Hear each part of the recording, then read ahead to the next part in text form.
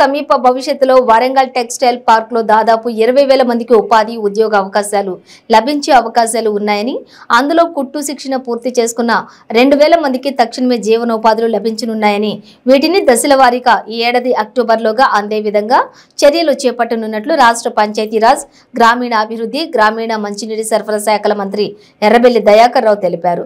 హైదరాబాద్లోని doctor BR Ambedkar సచివాలయంలోని తన పేషీలు, సంబంధిత అధికారులు, టెక్స్టైల్ పార్క్ కంపెనీల ప్రతినిధులతో మంత్రి సమీక్ష నిర్వహించారు.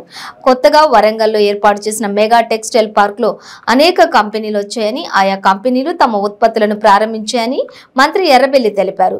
ఇప్పటికే ఆయా కంపెనీలు ప్రాథమిక స్థాయిలో తమకు అవసరమైన ఉద్యోగాలను నియమించుకున్నాయని, మరికొంతమందికి ఉపాధి కల్పించాయని తెలిపారు.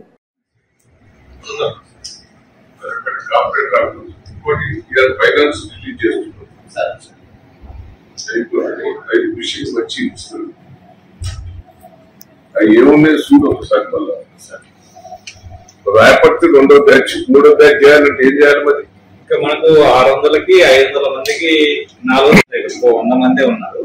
మనకు 6 సెంటర్లు ఉన్నాయి. ఏ సెంటర్ లా తమ పెట్టమంటే ఆ సెంటర్ లో 100 మందికి పెట్టాలి. లేదంటే ఇంకా అడిషనల్ గా ఇంకేమన్నా 200 మంది ఇస్తామన్నా కూడా 6 సెంటర్లలో ఒకేసారి పెట్టాలి. అన్ని పెట్టాలి. పెడదామంటే 6 సెంటర్లు కానీ ఇంకా నాకు 200 అడిషనల్ గా కావాలి.